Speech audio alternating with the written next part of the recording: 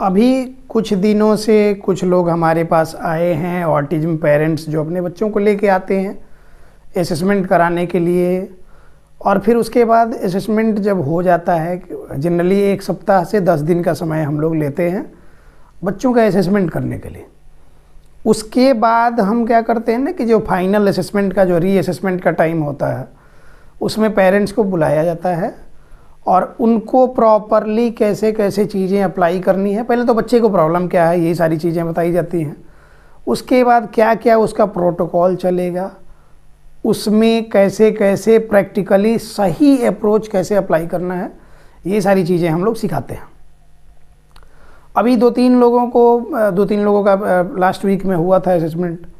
उसके बाद बुलाया गया, जब उनसे ये करा गया कि ये प्रॉब्लम आपके बच्चे को है, इसमें ऐसे ऐसे ये थेरेपी मतलब चलेगी। उसके बाद सबसे ज़्यादा कन्फ्यूजन हमने देखा जॉइंट कंप्रेशन के मामले में।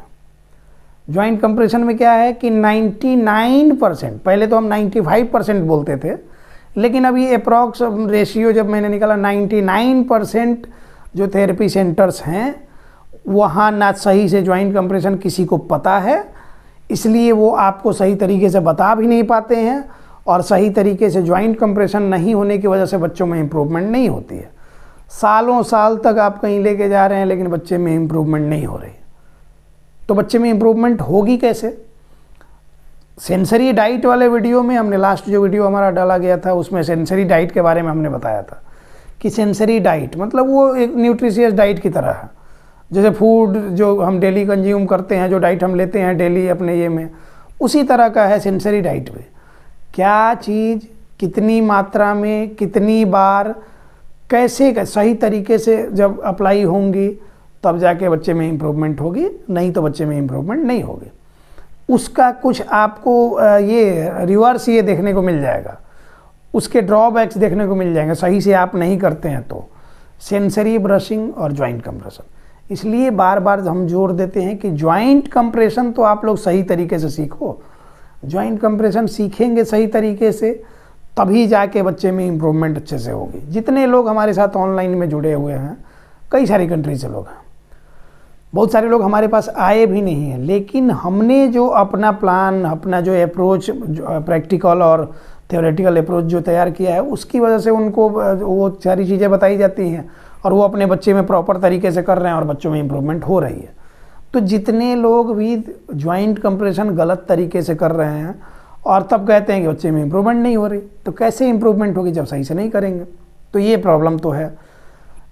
आज हम जॉइंट कंप्रेशन के बारे में डिटेल में बता रहे हैं।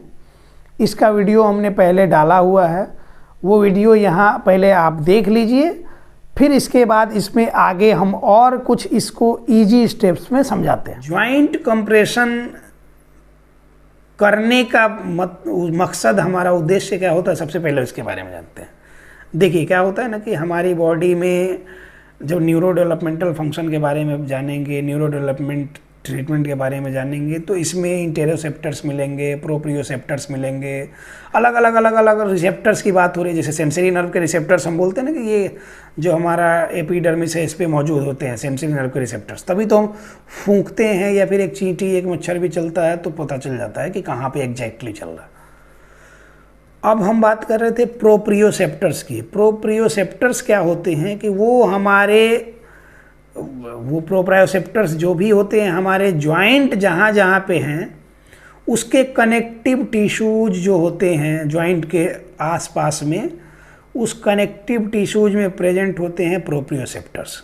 इनका मेन काम क्या होता है कि काइनेस्थेसिया मतलब कि ये सेल्फ बॉडी अवेयरनेस, मतलब अपनी बॉडी का अवेयरनेस, बॉडी मूवमेंट के लिए रिस्पॉन्सिबल होते हैं। तो बॉडी मूवमेंट मतलब बॉडी अवेयरनेस। बॉडी अवेयरनेस क्या होता है कि जैसे हमको पता है ना कि ये हाथ है, अब कोई कहेगा कि इसको ये करो, मुट्ठी बांध दो तो मुट्ठी बांध देंगे, बोलेगा खोल दो तो खोल दिए।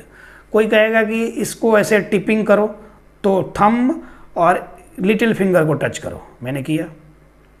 थंब रिंग फिंगर को टच करो, मैंने किया। थंब मिडिल फिंगर को करो, किया। थंब इंडेक्स फिंगर को करो, किया। ये बॉडी अवेयरनेस है, इसलिए हम कर रहे हैं। बच्चों को आप करवा के देखिए, इस तरह के बच्चों को, उनको नहीं समझ में आएगा। तो क्यों? क्योंकि वो अवेयर नहीं, उनमें काइनेस्थेटिक सेंस प्रॉपरली डेवलप नहीं हुआ, सेंसरी प्रोसेसिंग डिजॉर्डर है उनमें, कुछ सेंसरी ओवर रिस्पॉन्सिबिलिटी है कुछ बच्चों में, कुछ में अंडर रिस्पॉन्सिबिलिटी है, कुछ में सेंसरी डिफेंसिवनेस का नेचर है। तो ये सारी चीज़ें जब ये हैं तो इन्हीं को प्रॉपर डेवलप करने के लिए हम करते हैं जॉइंट कंप्रेशन। अब जॉइंट कंप्रेशन के बारे में बहुत तरह के चैनल्स हैं, बहुत तरह के अननेसेसरी बातें कि इसमें बताता है लोग इसमें ये भी दबाना होता है, इसमें आपको ये भी दबाना होता है, इसमें आपको ये भी दबाना होता है। ये जॉइंट है, ये फिंगर है। तो ये जॉइंट कंप्रेशन वो न्यूरो डेवलपमेंटल ट्रीटमेंट का सबसे अहम पार्ट है। ये इसके एक्सपर्ट ही आपको बता सकते हैं, समझा सकते हैं अच्छे तरीके से। अगर गलत तरीके से करेंगे तो इसका नुकसान भी हो सकता है। किसी को फोर्स नहीं पता है, ज़्यादा फोर्स लगा दिया तो वहाँ भी नुकसान कर सकता है, सबलक्सेशन वगैरह हो सकता है जॉइंट के आसपास में। कहीं खींच के कुछ आप डैमेज ना करते हैं, सॉफ्ट टिश्यू का इंजरी ना कर दें, ये सारी चीज़ें भी ध्यान देने योग्य होती हैं। तो इसलिए सही से समझना ज़्यादा ज़रूरी है। अब हमने मोटा मोटी बता दिया कि जॉइंट कंप्रेशन का रोल क्या होता है। बस ये समझिए कि बच्चे को अगर सेंस नहीं है किसी चीज़ का, मूवमेंट का, उसको कहेंगे कि ये करो, ऐसे हाथ घुमाओ, ऐसे हाथ घुमाओ, हाय करो, बाय करो, कुछ भी रिस्पॉन्स नहीं करता है बच्चा। नमस्ते करो, नहीं रिस्पॉन्स करता है। ये सारी चीज़ें जॉइंट कंप्रेशन प्रॉपरली करके ठीक की जा सकती है। बॉडी अवेयरनेस ही तो लाना है, बॉडी के मूवमेंट का अवेयरनेस ही तो लाना है। तो उसके लिए सही तरीके से जॉइंट कंप्रेशन करना जरूरी है। अब हम बताएंगे प्रैक्टिकली जॉइंट कंप्रेशन कैसे करते हैं। इस वीडियो को अभी तो आपको पूरे ध्यान से देखना चाहिए। देखिए, सबसे पहले 2-3 बातें और इंक्लूड कर लें इसमें। न्यूरो डेवलपमेंट ट्रीटमेंट मैंने बोला, न्यूरो डेवलपमेंटल ट्रीटमेंट जो होता है एडल्ट में भी होता है और बच्चों में भी होता है। बच्चों में स्पेशल किड्स जो होते हैं उनमें इसका यूज किया जाता है। तो इनमें थोड़ा अलग अप्रोच लेके चला जाता है। कुछ चीज़ें वही रहती हैं, कुछ चीज़ें अलग होती हैं। एडल्ट में क्या होता है कि पैरालिसिस का पेशेंट आपने सब लोगों ने देखा होगा, हर किसी के आसपास में कहीं ना कहीं पैरालिसिस के पेशेंट मिलेंगे ही। ज़्यादातर लोग तो क्या होता है कि सही इलाज के अभाव में ज़िंदगी भर वैसे ही लूले लंगड़े टाइप हो जाते हैं। वो फिर उसके बाद नहीं से ये कर पाते हैं क्योंकि सही से उनको पता नहीं है कि क्या चीज़ करना है। उसमें फिजियोथेरेपी का रोल बहुत इम्पॉर्टेंट होता है। अब फिजियोथेरेपी में जब स्ट्रोक रिहेबिलिटेशन होता है ना, स्ट्रोक मतलब कि वही सेरिब्रोवास्कुलर एक्सीडेंट हुआ, उसकी वजह से पैरालिसिस वगैरह हुआ, तो उसको स्ट्रोक का कंडीशन होता है वो। तो जब स्ट्रोक का रिहेबिलिटेशन करना होता है तो उसमें भी जॉइंट कंप्रेशन करना एक मस्ट ये है। तो वो काफ़ी इफ़ेक्टिव होता है और वो काफ़ी इम्पॉर्टेंट स्टेप है। तो उसमें भी क्या होता है ना कि पेशेंट स्ट्रोक से पहले बिल्कुल सब कुछ सही था, सब कुछ नॉर्मल मूवमेंट कर रहा था, सब कुछ कर रहा था, कोई हाथ से मोबाइल चला रहा था, कोई हाथ से बंदूक चला रहा था, कोई तो मतलब कि उसी साइड का पैरालिसिस हुआ, एक साइड का। तो ज़्यादातर केसेस में वही हेमीप्लीजिया मिलता है, मतलब एक साइड पूरे हाफ ऑफ द बॉडी का पैरालिसिस। अब वो जो पैरालिसिस हो गया ना, तो क्या हुआ कि अब वो आदमी जो कि कट्टा, बंदूक और पेन और जो भी चला रहा था, जुबान, सब कुछ चला रहा था, उसके बाद वो होने के बाद क्या है कि कुछ भी नहीं चला पा रहा। अब क्या है कि उसको कहिए कि थोड़ा हाथ उठाओ, तो अगर फ्लैसिड केस होगा तब तो बिल्कुल भी नहीं उठेगा। थोड़ा बहुत मसल में पावर होगा तो क्या करें, धीरे धीरे उठाएगा भी, तो ऐसे उसका हाथ उठेगा। जो हाथ ऐसे सीधा उठना चाहिए वैसे नहीं उठ के उसका हाथ ऐसे ऐसे ऐसे ऐसे ऐसे थर कांपते ऐसे उठेगा। तो क्या है कि ये फ्लेक्शन करने आप बोलेंगे तो फ्लेक्शन नहीं कर पाएगा, वो ऐसे कर रहा है, वो ये रॉन्ग मूवमेंट, फॉल्स मूवमेंट है। उसके बाद उस तरह के पेशेंट का हमेशा हाथ ऐसे करके रखे रहते हैं। तो ये सारी प्रॉब्लम्स किस लिए होती है पता है? कि ये हमारा जो माइंड है ना, हमारा जो ब्रेन है ना, वो मूवमेंट पैटर्न भूल जाता है उस कंडीशन में, क्योंकि वहाँ पे सेरिब्रोवास्कुलर एक्सीडेंट, मतलब कि सेरिब्रम मतलब क्या कि ब्रेन का सबसे बड़ा पार्ट सेरिब्रम होता है। वास्कुलर मतलब क्या, ब्लड वेसल की बात थोड़ी। एक्सीडेंट मतलब क्या कि दुर्घटना, वहाँ पे कुछ प्रॉब्लम हुई जिसकी वजह से फंक्शन डिस्टर्ब हुआ। अब फिर से मसल को री-एजुकेट करने के लिए, हमारे माइंड को फिर से ट्रेन करने के लिए ये न्यूरो डेवलपमेंटल ट्रीटमेंट होता है। तब फिर से मसल पावर री-एजुकेट होता है, फिर से पेशेंट खड़ा होता है, फिर से सारी मूवमेंट उसकी वापस आती है। तो उसमें भी जॉइंट कंप्रेशन करना होता है। उसको कुछ भी फील नहीं होगा, कुछ भी नहीं होगा, लेकिन जॉइंट कंप्रेशन करते करते कुछ समय के बाद धीरे धीरे मसल पावर आने लगता है। उसके लिए और सारे एक्सरसाइजेज प्लान किए जाते हैं, लेकिन धीरे धीरे बॉडी अवेयरनेस आने लगती है, धीरे धीरे उसको मूवमेंट का पैटर्न भी समझ में आने लगता है। तो उसमें भी ज़रूरी होता है, इसमें भी ज़रूरी होता है। तो ये तो हो गई ओवरऑल बातें जॉइंट कंप्रेशन के बारे में थ्योरी की। अब बात कर लेते हैं जॉइंट कंप्रेशन के प्रैक्टिकल की। तो इसको देखिए अच्छे से समझिए। ये मेरा हाथ आप देख रहे हैं, 5 उंगलियां दोनों में हैं, ठीक है। थोड़ा नज़दीक से देखिए। अब अंगूठे में आप सबसे पहले देखिए, ये एक यहाँ से मुड़ रहा है ना, ये मुड़ा, ये मुड़ा, ये मुड़ा।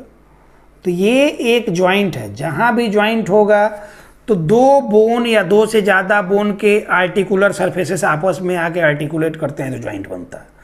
जॉइंट क्यों बनता है, जॉइंट क्यों जरूरी है? क्योंकि प्रॉपर बॉडी का मूवमेंट चाहिए है, तो इसके लिए जॉइंट जरूरी है। अब जॉइंट के आसपास में बहुत सारे आर्टिकुलर कार्टिलेज होंगे, उसके आसपास में उसके कनेक्टिव टिश्यूज होंगे, बहुत तरह का स्ट्रक्चर्स होता है। तो अब क्या है ना कि इस जॉइंट को कैसे भी लेके प्रेस नहीं करना है, इसको प्रेस करने का ढंग पता होना, पहले पता होना चाहिए जॉइंट है कहाँ का। तो ये अंगूठे की बात करें तो इसमें ये एक मोड़े तो एक जॉइंट हुआ, और फिर इसी अंगूठे को यहाँ से भी मुड़ पा रहा है ये, तो ये 2 जॉइंट हुआ। मतलब अंगूठे में होते हैं 2 जॉइंट टोटल। अब इस उंगली में देखिए आप, ये एक यहाँ से मुड़ गया, देख रहे हैं, ये एक जॉइंट हुआ, फिर ये यहाँ से मुड़ गया, यहाँ बीच से ये 2 जॉइंट हुआ, और ये फिर यहाँ से भी मुड़ेगा, 3 जॉइंट हुआ। मतलब ये जितना खांचा बना हुआ ये फाइलेंजेज हैं हमारे, और ये जॉइंट भी है। तो इसी तरह 3 जॉइंट इसमें होते हैं, तो 12 जॉइंट, और अंगूठे में 2 जॉइंट, तो 14 जॉइंट। इसमें भी 12 और 2 14 जॉइंट, ये हो गए। इसके बाद अब क्या है कि अब इसमें कहीं जॉइंट नहीं है। अब आएंगे तो रिस्ट जॉइंट पे। रिस्ट पे हम मूवमेंट करते हैं, ये मोड़ ले रहे हैं, ये नीचे कर ले रहे हैं, आप देख रहे हैं। तो ये रिस्ट जॉइंट है हमारा। इसके बाद आते हैं तो ये है हमारा एल्बो जॉइंट, और इसके बाद आते हैं तो ये है हमारा शोल्डर जॉइंट। तो अपर लिम्ब में तो हमारे इतने जॉइंट हो गए। अपर लिम्ब मतलब अपर एक्सट्रीमिटी, बॉडी का कमर से ऊपर का भाग अपर लिम्ब में आता है, तो ये हो गया। अब लोअर लिम्ब में जब आप जाते हैं, मतलब कि कमर से नीचे जब आप जाते हैं, तो पैर में जब आते हैं तो ग्रेट टो जो अंगूठा होता है हमारे पैर का, उसमें भी 2 जॉइंट होते हैं, और बाकी सारी उंगलियां जो होती है उसमें भी 3 जॉइंट होते हैं। लेकिन उंगलियां काफ़ी छोटी छोटी होती हैं, इसलिए आपको समझ में नहीं आ पाता होगा, समझ में नहीं आएगा कि हाँ कैसे होता है, क्योंकि इसमें तो क्लियरली दिख रहा है, उसमें क्लियरली नहीं दिखता। तो ये तो हो गए हमारे जॉइंट इतने, वो तो पैर का मैंने बता दिया। जस्ट अब जैसे इसमें रिस्ट जॉइंट है, उसमें एंकल जॉइंट होता है। एंकल जॉइंट मतलब टखने का जोड़, जो एड़ी के जस्ट ऊपर में जो जोड़ होता है वो टखने का जोड़ बोलते हैं, वो एंकल जॉइंट है। जैसे इसमें रिस्ट जॉइंट है, उसमें एंकल जॉइंट है, ठीक है। अब उससे ऊपर आप आते हैं तो उसमें नी जॉइंट होता है, घुटने का जोड़, जैसे इसमें एल्बो जॉइंट है। उससे ऊपर आते हैं तो हिप जॉइंट होता है, जो हमारे हिप के सराउंडिंग में जो जॉइंट होता है जिसपे हम मूवमेंट करते हैं, तो वो हिप जॉइंट है। जैसे हमारा शोल्डर जॉइंट है। तो ये होते हैं हमारे जॉइंट्स। इनको ही प्रॉपरली कंप्रेस करना होता है, और इनको कंप्रेस करके तब बॉडी अवेयरनेस डेवलप करी जाती है, ठीक है। अच्छे से देखिएगा लोग वीडियो, इतना क्लियरली एक्सप्लेन करने के लिए बहुत समय चाहिए होता है। अभी रात के 3 बजे ये वीडियो बन रहा है, इसके लिए मैंने प्रिपेयर किया पूरा ये, उसके बाद सोचा कि ये करते हैं, क्योंकि दिल में समय नहीं मिलता। तो इसको अच्छे से देखना है, जहाँ नहीं समझ में आए कमेंट बॉक्स में कमेंट करके सवाल पूछ लेना है। हम चाहते हैं कि लोग धीरे धीरे अच्छे से इस चीज़ को समझ पावें। अब तो ये तो बात हो गई कि इसके बारे में एक्सप्लेन कर दिया, लेकिन इसका कंप्रेशन कैसे करेंगे, ज़रूरी ये बात है, और यही समझना ज़रूरी है। तो देखिए क्या होता है कि ये जैसे हमारे फाइलेंजेज हैं, फाइलेंजेज मतलब ये उंगलियों में अलग अलग फैलेंजेज बोलते हैं इनको एनाटॉमिकल लैंग्वेज में। कंप्रेशन में सबसे पहले क्या करते हैं कि नीचे से ऊपर की तरफ करना होता है, मतलब पैर के अंगूठे से शुरू करना है और तब उसके बाद सारी उंगलियों का, पहले पैर का अंगूठा, फिर उसके बाद सारी उंगलियों का, उसके बाद फिर एंकल जॉइंट, फिर नी जॉइंट, फिर हिप जॉइंट, उसके बाद आते हैं हाथ में। अब चूंकि यहाँ पे डमी नहीं है इसलिए हम वो चीज़ बता नहीं पा रहे हैं, आप हाथ से ही देख लीजिए, समझ लीजिए। ये जैसे हो गया हमारा, ये DIP बोलते हैं, डिस्टल इंटरफेलेंजियल जॉइंट इसको बोलते हैं, डिस्टल इंटरफेलेंजेज बोलते हैं, ठीक है। तो DIP है ये। इसको बोलते हैं PIP, प्रॉक्सिमल इंटरफेलेंजेज। तो PIP मतलब कि बॉडी के नज़दीक जो प्रॉक्सिमल है इसको PIP बोलते हैं, जो इससे दूर है वो DIP है। तो बस इतना ही सा है। इसमें PIP, MIP, DIP, मतलब इसमें मिडिल वाला भी है तो इसलिए MIP। अब जॉइंट को कंप्रेस करने के लिए क्या करते हैं, ये देखिए आप अच्छे से समझिए, ये हमारा जॉइंट है, इसको जब हमको कंप्रेस करना है तो सबसे पहले क्या करेंगे कि इसके जस्ट ऊपर में होल्ड कर लेते हैं। जॉइंट ऐसे हाथ रखे हुए हैं, पेशेंट ऐसे है, जस्ट इसके ऊपर में फिक्स कर लेंगे। ये आप लोग देख पा रहे होंगे, ये जॉइंट है, मैंने जस्ट इसके ऊपर में फिक्स किया हुआ। ऊपर में फिक्सेशन के बाद से दूसरे हाथ से ऐसे पकड़ेंगे और इसको अंदर की तरफ प्रेस करेंगे, मतलब यहाँ से एक फिक्स है और दूसरे हाथ से ये प्रेस करेंगे। तो जैसे स्प्रिंग होता है ना, पेन वेन में जो स्प्रिंग होता है, जो उसको दबाएंगे ऐसे तो छोटा होता है, वैसे ही जॉइंट को हल्का सा एकदम जेंटल प्रेशर के साथ कंप्रेस करते हैं और 5 सेकेंड आपको होल्ड करना है। क्योंकि आप एक्सपर्ट नहीं हैं, आप इसके बारे में वेल ट्रेंड नहीं है, इसलिए हम लोग तो 2-3 सेकेंड भी करते हैं तो चलता है, लेकिन आपको 5 सेकेंड होल्ड करना है। और फिर उसको जैसे कंप्रेस किए हैं, 5 सेकेंड होल्ड किए और फिर इसको छोड़ देना।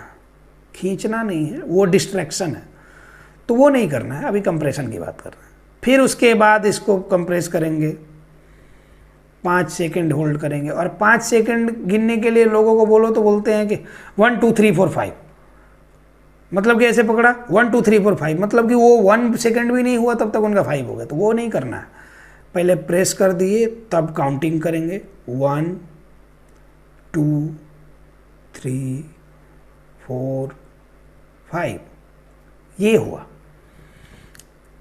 10 रिपीटिशंस, मतलब कि कंप्रेस किए, 5 सेकेंड होल्ड किए, और आइडियल रिपीटिशन होता है 10 रिपीटिशन इसका करना है, कि मतलब इसी तरह 10 बार करना है। ठीक, ये हो गया। ये समझ लीजिए कि पैर का अंगूठा है, उसके बाद उसके बगल वाली उंगली। अब उसमें चूँकि छोटी छोटी उंगलियां हैं, बच्चों की तो उंगलियां और छोटी होती हैं, हमारे में भी पैर की उंगलियां बहुत छोटी होती हैं, बच्चों में तो काफ़ी ही छोटी होती हैं।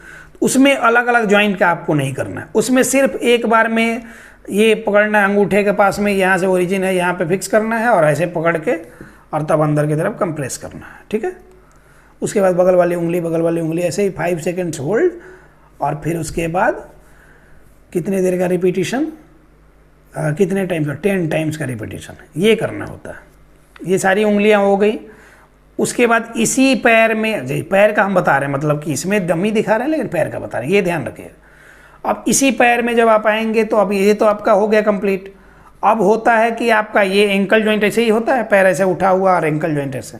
तो एंकल जॉइंट को फिक्स करने के लिए जहाँ पे मैंने ये वॉच पहना हुआ है, यहाँ पे ऐसे करेंगे, एक हाथ से ग्रिप किया जाता है और दूसरे हाथ को ऐसे नीचे से प्लेस किया जाता है। बहुत सारे लोग क्या करते हैं कि ऐसे पैर को पकड़ के ऐसे नचाना शुरू करते हैं, तो वो भाई टीए का स्ट्रेचिंग है, टेंडो एक्लेस का, काफ मसल का भी स्ट्रेचिंग उस तरह से किया जाता है। ये आपका कंप्रेशन नहीं है, तो ऐसे लेके इसको नचाना नहीं और ऐसे दबाना नहीं है, इसको नहीं दबाना, यहाँ पे ग्रिप करना। ये मान लीजिए कि जहाँ पे मैंने स्मार्ट वॉच पहना है, ये एक आपका हैंड ग्रिप हुआ, ये फिक्सेशन के लिए, और दूसरे हाथ से इसको, ये जो हाथ है इसको नीचे से ऐसे घुसा के यहाँ पे रखें और तब ऐसे कंप्रेस करें। यहाँ से फिक्स रहेगा, ऐसे कंप्रेस करेंगे, 5 सेकेंड होल्ड करेंगे, काफ़ी इफेक्टिव ये है। इसको भी 10 रिपीटिशन करेंगे। उसके बाद फिर आते हैं एल्बो जॉइंट में। एल्बो जॉइंट मतलब उसमें नी जॉइंट, यहाँ तो हम डमी के तौर पे दिखा रहे हैं, तो उसमें नी जॉइंट होगा। अब देखिए इसमें क्लियरली समझिए, ये मान लीजिए कि नी जॉइंट हुआ, घुटने का जोड़, जस्ट ऊपर में, जैसा मैंने बताया, एक हाथ से ग्रिप कर लेना है, ये ग्रिप हो गया, और जस्ट इसके नीचे में दूसरे हाथ से ग्रिप कर लेना है, और तब इसको क्लोज ले आना है। मतलब ऊपर वाला तो फिक्स रहेगा, ये ध्यान रहे कि ऊपर वाला हमेशा फिक्स रहेगा, और नीचे वाला जो है उससे कंप्रेस करेंगे। 5 सेकेंड्स होल्ड करेंगे और फिर उसको छोड़ देंगे। 10 रिपीटिशंस करेंगे, ठीक है। फिर आता है हिप जॉइंट। तो क्या है ना कि ये समझ लीजिए कि ये बच्चा है, ये लेटा हुआ, सीधा फ्लैट लेटा हुआ। तो जब लेटा हुआ है तो क्या है कि हिप यहाँ पे ऑलरेडी स्टेबलाइज है, उसका बैक स्टेबलाइज्ड है, हिप जॉइंट ऑलरेडी स्टेबलाइज्ड है। तो हिप को पकड़कर स्टेबलाइज करने की ज़रूरत नहीं है, छोटे बच्चों में उतनी ज़रूरत नहीं पड़ती है। तो हिप के पास हाथ रखें ना रखें कोई फ़र्क नहीं पड़ता। क्या करें, आपकी जांघ को दोनों ओर से बच्चे का ग्रिप करें, अपर थाई को ग्रिप करें। ऐसे मान लिया कि ये 2 साइड है इसका, ये थाई है, एक इधर से पकड़े हैं, आपको दिख रहा होगा, यहाँ देखिए ऐसा, एक इधर से पकड़े एक इधर से पकड़े, और ऐसे अंदर की तरफ प्रेस कर रहे हैं। हिप चूँकि स्टेबलाइज्ड है तो बस इसको ऐसे दोनों साइड से पकड़ के एक ही पैर को एक बार में पकड़ के ऐसे अंदर की तरफ कंप्रेस कर रहे हैं। 5 सेकेंड्स होल्ड कर रहे हैं, रिलैक्स, 10 रिपीटिशंस कर रहे हैं। ये हो गया आपके लोअर लिम्ब का जॉइंट कंप्रेशन कंप्लीट। अब आते हैं अपर लिम्ब में। अपर लिम्ब में थोड़ा ट्रिकी है। क्या है कि इसमें सब जॉइंट्स अलग अलग हैं। तो सबसे पहले अंगूठे से अगर शुरू करते हैं तो ये क्या है कि सबसे पहले DIP क्या करेंगे। तो DIP क्या करने के लिए इसका क्या करेंगे, सबसे पहले यहाँ पे जॉइंट है, इसको फिक्स करेंगे और दूसरे हाथ से कंप्रेस करेंगे, 5 सेकेंड्स होल्ड करेंगे, 10 रिपीटिशंस करेंगे। फिर अब आता है इसका PIP। तो PIP के लिए यहाँ पे ग्रिप करेंगे, ये फिक्स हो गया, और हाथ से पकड़ के इसको कंप्रेस करेंगे, आप लोग देख पा रहे हैं, इसको कंप्रेस करेंगे, 5 सेकेंड्स होल्ड करेंगे, 10 रिपीटिशंस करेंगे। ये हो गया कंप्लीट। इसमें अलग अलग सबका PIP, MIP, DIP, PIP, MIP, DIP, PIP, MIP, DIP, PIP, MIP, DIP, ये सब का कंप्रेशन बारी बारी से कर लेंगे। जैसे बताया गया है, ईमानदारी से, चोरी नहीं करना कि जल्दी जल्दी मार देते हैं लंबा हाथ, वो नहीं करना। अपने बच्चे के लिए करना है तो ईमानदारी से, ठीक। इसके बाद अब आती है बारी जॉइंट कंप्रेशन किसका, रिस्ट जॉइंट का। तो रिस्ट जॉइंट के लिए क्या करना होता है कि जैसे हैंडशेक आप किसी से करते हैं तो ऐसे ऐसे ऐसे ऐसे हाथ मिलाते हैं ना किसी से, ऐसे, तो ऐसे जो हाथ मिलाते हैं तो जस्ट वैसे ही बच्चे को पकड़िए और इधर से उसका ये करके ऐसे ग्रिप कीजिए, और रिस्ट को यहाँ पे हल्का सा ग्रिप कीजिए, यहाँ फिक्स कीजिए और ऐसे अंदर की तरफ प्रेस कीजिए। तो ये हो गया रिस्ट का। एल्बो के लिए सेम वैसे ही, जैसे कि ऊपर में ग्रिप करना, नीचे में ग्रिप करना, नीचे वाले से प्रेस करना। शोल्डर जॉइंट का थोड़ा ध्यान दीजिएगा। शोल्डर जॉइंट के लिए अगर बच्चे को लेटाए हैं तो 90 डिग्री पर एबडक्शन में लेके जाना होगा इसको, 90 डिग्री एबडक्ट करके, और तब इसको यहाँ से कंप्रेस करना होता है अंदर की तरफ। लेटा हुआ है तो एक हाथ यहाँ रख लेंगे। बैठा के अगर कर रहे हैं तो फिर क्या हुआ कि प्रॉपर इसको ग्रिप करके और तब हाथ को ऐसे फ्लेक्स करके तब यहाँ से कंप्रेस करेंगे, तब जाके सही से कंप्रेशन होगा। कुछ लोग क्या करते हैं कि ऐसे ही हाथ रखें, ऐसे ही ऐसे ऐसे ऐसे ऐसे ऐसे कंप्रेशन करना, नहीं करना, गलत है। और ज़्यादा जोर से करेंगे तो फिर यहाँ पे मैंने बोला सबलक्सेशन हो सकता है, तो ये सब चीज़ें नहीं करनी है। बोला जाता है ना कि सबसे पहले चीज़ों को अच्छे तरह से समझें, समझ जाएं तो उसको फिर से समझने का प्रयास करें बढ़िया से, ये करके सब तरह से जब क्लियर हो जाए कॉन्सेप्ट तभी उसको अप्लाई करें बच्चों को। तो ये है टोटल जॉइंट कंप्रेशन का हमारा ये। अगर इसको आप सही से फॉलो करेंगे तो 20-22 मिनट तो हमको लग जाता है करने में, मतलब हम लोगों को, हम प्रोफेशनल हैं। तो आप प्रोफेशनल नहीं है तो आपको 40 से 45 मिनट का समय लग जाना। अब अगर बच्चे को ठीक करना है तो इतना तो पेशेंस आपको रखना ही पड़ेगा। अब नहीं करना है, फॉर्मेलिटी करनी है, तो आप दूसरे के भरोसे, भगवान भरोसे भागते रहिए, सेंटर पे सेंटर, इधर से उधर, उधर से उधर। तो ये सारी चीज़ें होती हैं प्रॉब्लम की जड़। अगर सही से नहीं किया, सबसे पहले हम लोग सीखने में इंटरेस्टेड नहीं हैं। कहीं वीडियो थोड़ा लंबा हो जाता है तो बहुत सारे लोग बोलता है कि थोड़ा शॉर्ट वीडियो बनाइए, और जब किसी ने ऐसा बोला है कि शॉर्ट वीडियो बनाइए, तब मैंने 1-1 घंटे का, 50 मिनट का, 52 मिनट का वीडियो बनाया, क्योंकि कंटेंट के हिसाब से वीडियो होता है। तो ये जॉइंट कंप्रेशन की चीज़ें आपको समझ में आ गई होंगी। अब इसको अच्छे से समझने के लिए ये आप इसका प्रैक्टिकल वीडियो देखिए। इसमें पूरी तरह से एक्सप्लेन किया गया है, प्रैक्टिकली एग्जाम्पल के साथ आपको बताया गया। ADHD के केस में सेंसरी ब्रशिंग जितना इम्पोर्टेंट होता है उतना ही जॉइंट कंप्रेशन भी इम्पोर्टेंट होता है। जॉइंट कंप्रेशन कैसे करते हैं, इसके क्या क्या बेनिफिट होते हैं, इसका मैंने एक थ्योरी का वीडियो पहले से अपलोड कर रखा है। सबसे पहले उसको आप देख लेंगे तो ये प्रैक्टिकल वीडियो समझ में आएगा। जिन बच्चों में कंसंट्रेशन की कमी है, वो स्थिर नहीं रहना चाहते हैं, हाइपर एक्टिव हैं, मूड स्विंग की प्रॉब्लम होती है, सामान उठा के फेंकते रहते हैं, इधर उधर भागते रहते हैं, एक जगह स्थिर बैठना नहीं चाहते, उन बच्चों में जॉइंट कंप्रेशन बहुत ही इफेक्टिव होता है। जिस जॉइंट का कंप्रेशन करना होता है उसके जस्ट ऊपर एक हाथ से जॉइंट को स्टेबलाइज कर देते हैं, फिक्स कर देते हैं, और फिर उस जॉइंट के नीचे एक हाथ से ग्रिप करके और एकदम जेंटली उसको अंदर की तरफ कंप्रेस करते हैं। इस वीडियो में आप देख पाएंगे अभी हिप जॉइंट का कंप्रेशन किया जा रहा था। हिप तो ऐसे भी लाइंग पोजीशन में स्टेबलाइज रहता है, लेकिन एक हाथ रख दिया गया है स्टेबलाइज करने के लिए प्रॉपर, और जस्ट हिप जॉइंट से थोड़ा सा पहले थाई को ग्रिप करके और जॉइंट कंप्रेशन किया जा रहा है। अपर लिम्ब में जॉइंट कंप्रेशन शुरू करते हैं फिंगर से। फैलेंजियल जॉइंट जितने भी होते हैं हमारे, हर हाथ में 14 जॉइंट होते हैं, तो उनका कंप्रेशन करते हैं। सबसे पहले DIP का करते हैं, फिर MIP का करते हैं, उसके बाद PIP का करते हैं। सारे फिंगर्स का क्रमशः जॉइंट कंप्रेशन कर लेते हैं। एक जॉइंट को कम से कम 10 रिपीटिशंस कंप्रेशन करते हैं। 2 से 3 सेकेंड एक कंप्रेशन को होल्ड करते हैं। ये आइडियल जॉइंट कंप्रेशन का टेक्निक होता है। कंप्रेशन करते समय एक बात का ध्यान रखना सबसे ज़रूरी होता है कि बच्चा आपको कोऑपरेट करे। अगर वो कोऑपरेट नहीं कर रहा है तो ये बेनिफिशियल नहीं होगा। तो इसके लिए आप उसको किसी एक्टिविटी में उलझा कर और तब जॉइंट कंप्रेशन करें, ताकि वो कोऑपरेट करे, इधर उधर उठ के भागे नहीं, तो इसका ज़्यादा बेनिफिट आपको मिलेगा।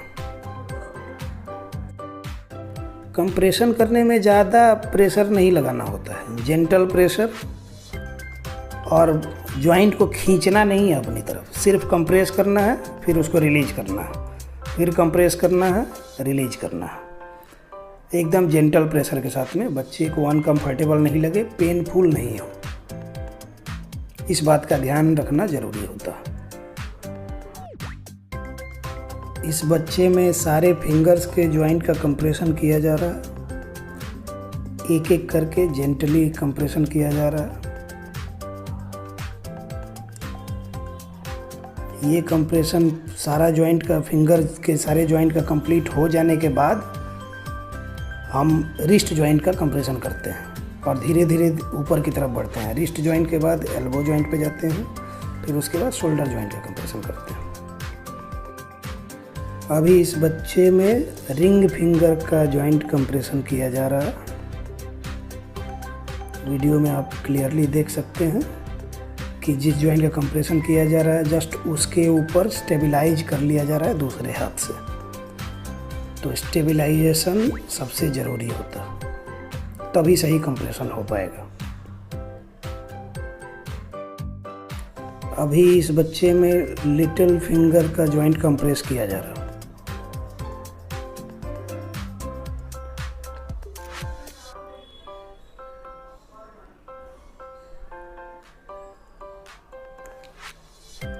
यहाँ आप क्लियरली देख सकते हैं कि जस्ट ऊपर में इसको स्टेबलाइज किया गया है।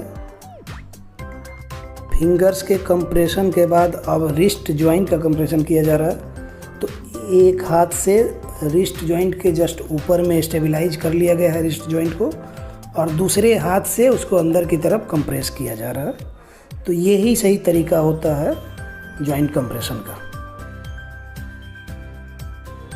अभी एल्बो जॉइंट का कंप्रेशन हो रहा है।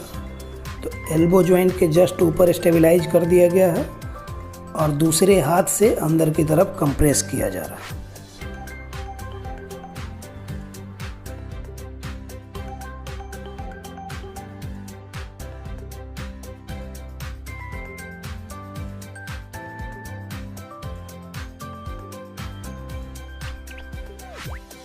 एल्बो के बाद इसमें शोल्डर जॉइंट का कंप्रेशन किया जा रहा है। शोल्डर जॉइंट के कंप्रेशन में ध्यान देना है कि अगर बच्चे को आप लाइंग पोजीशन में रखते हैं तब तो शोल्डर जॉइंट अपने आप स्टेबलाइज हो जाता है, सिर्फ कंप्रेस करना होता है। अगर सीटिंग पोजीशन में रखे हैं तब उसको स्टेबलाइज करना पड़ता है, 90 डिग्री एबडक्शन में ले जाके तब कंप्रेशन करेंगे तो वो प्रॉपर कंप्रेशन होता है। जैसा कि इस वीडियो में आपने देखा कि पहले तो मैंने थ्योरी के बारे में चीज़ें समझाई इसमें, फिर उसके बाद आपको बीच बीच में प्रैक्टिकल वीडियो भी दिखाया गया कि कैसे करना है, कितनी देर होल्ड करना है, क्या क्या कॉन्सेप्ट्स होते हैं। वो कॉन्सेप्ट आपके पूरी तरह से क्लियर हो गए होंगे इस वीडियो को अगर आप अच्छे से देखे होंगे तो। अब हम बात करते हैं कि और प्रैक्टिकली इजीली समझाने के लिए, क्योंकि अभी तक जितने लोग हमारे पास नहीं आए हैं गलत तो वो कर रहे हैं। अब गलत कर रहे हैं तो कम से कम क्या है कि ज़्यादा वो ब्लंडर जो कर रहे हैं उसमें कम मिस्टेक होगी तो ज़्यादा अच्छा है। तो हम कोशिश इसलिए करते हैं बार बार अलग अलग अप्रोच से, अलग अलग तरीके से वो वीडियो बनाने का मकसद यही होता है कि आप अच्छे से समझें। जब तक आप चीज़ें को कर रहे हैं तो जितनी देर कर रहे हैं, जितने दिन तक आप कहीं नहीं जा रहे हैं या फिर ये कर रहे हैं, उसमें कम से कम सही से करें कि बच्चे में इम्प्रूवमेंट हो। इसके लिए हम आपको एक प्रैक्टिकल एग्जाम्पल से समझाते हैं। देखिए, जैसे ये समझ लीजिए कि ये एक बोन हो गया और ये एक समझ लीजिए कि दूसरा बोन हो गया। किसी भी जॉइंट दो या दो बोन से मिलकर जॉइंट बनता है। तो एक बोन ये मान लीजिएगा अपर बोन हो गया, इसका ये लोअर एंड, ये आप देख रहे होंगे ये लोअर एंड होता है, और ये नीचे वाले बोन का अपर एंड, ये दोनों मिलकर जॉइंट बना रहा। अब हमको करना ये है कि आप ये समझें कि अपर बोन यहाँ तक आके ख़त्म हो रहा है और ये पार्ट छोड़ देते हैं, लोअर बोन का ये हो गया। यहाँ पे हम लोग ने जॉइंट बना लिया, ये हमारा जॉइंट बन गया। अब क्लियरिटी से समझाने के लिए ये देखें आप, क्लियरली ऐसे समझ में आएगा। ऐसे हम ये कर रहे हैं, ये हमारा जॉइंट है। अब जितना ये पतला वाला पार्ट दिख रहा है समझ लीजिए कि ये दो बोन के बीच में जो आर्टिकुलर सरफेसेस होते हैं, आर्टिकुलर कार्टिलेज होते हैं, जॉइंट स्ट्रक्चर्स होते हैं, साइनोवियल कैविटी होती है, जॉइंट कैप्सूल होता है, साइनोवियल फ्लूइड होता है यहाँ पे। इसके अलावा आपके सारे स्ट्रक्चर्स प्रेजेंट होते हैं, जितने भी स्ट्रक्चर्स होते हैं। तो ये हो गया हमारा वो स्ट्रक्चर। अब इसको हम जैसे कंप्रेशन में क्या करते हैं ना कि हमेशा बताते हैं कि जॉइंट के जस्ट ऊपर वाला पार्ट फिक्स कर लेना है। जो भी जॉइंट कहीं से भी मूवमेंट हो रहा है, ये जैसे यहाँ से मूवमेंट हो रहा है तो जस्ट इसके ऊपर फिक्स कर लेंगे। रिस्ट में यहाँ मूवमेंट हो रहा है, जस्ट इसके ऊपर फिक्स कर लेंगे, जैसा कि वीडियो में आपने देखा। तो वैसे ही इसमें क्या करेंगे कि जस्ट ये जॉइंट है, आप देख रहे हैं ये, तो इसको यहाँ पे फिक्स कर लिया मैंने, ऊपर में फिक्स कर लिया, ये हमारा फिक्स रहेगा, ये मूव नहीं करेगा। अब नीचे वाला जो बोन है, आप ऐसे जूम में देखें, ये है, ऐसे यहाँ है। अब कंप्रेशन करेंगे नीचे वाले से, जैसे जैसे हम कंप्रेस करेंगे ये अंदर की तरफ जा रहा है। अभी यहाँ पे अंदर की तरफ ये आ गया, ये कंप्रेस किया हमने, ये अंदर की तरफ आ गया। कंप्रेस करके 5 सेकेंड्स होल्ड करेंगे, 1 2 3 4 5, छोड़ देंगे, नॉर्मली अपने शेप पे आ गया। फिर कंप्रेस करेंगे, 5 सेकेंड्स होल्ड करेंगे, फिर छोड़ देंगे, अपने शेप में आ जाएगा। ये ऐसे समझाने का मतलब ये था ना कि बहुत सारे लोग क्या करते हैं कि जैसे अब ये दो बोन की हम बात कर रहे थे कि ये दो बोन हो गया, बहुत सारे लोग क्या करेंगे कि इसमें ज़्यादा प्रेशर देंगे या फिर ऊपर वाला जो फिक्स करते हैं उस पर ज़्यादा प्रेशर देंगे। ये दोनों में प्रेशर नहीं देना है, बस आपको हल्के हाथ से ये पकड़ना है, हल्के हाथ से ये पकड़ना है, और प्रेशर जो भी देना है आपको ऐसे ले आके इसको कंप्रेस करने में, इसको ऐसे कंप्रेस करने में लॉन्गिट्यूडनल वे में लेके जाएंगे और ऐसे ले आकर प्रेस करेंगे। मतलब कि दो स्ट्रक्चर्स को आपस में सटा रहे हैं, ऊपर वाले को हम फिक्स कर रहे हैं और नीचे वाले को कंप्रेस करके सटा रहे हैं। तो ये होता है प्रॉपर जॉइंट कंप्रेशन।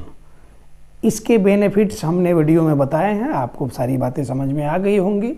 फिर भी किसी को कोई कन्फ्यूजन है और अगर आपके बच्चे में प्रॉब्लम ज़्यादा है, किसी भी तरह की प्रॉब्लम अगर ये हो रही है, तब तो आपको तत्काल ये से हमारे साथ जुड़ना चाहिए। नंबर हमारे मैनेजमेंट का यहाँ दिया हुआ है, इस नंबर पे आप कॉल करके या मैसेज करके सारा प्रोसीजर जान सकते हैं हमारे साथ जुड़ने का।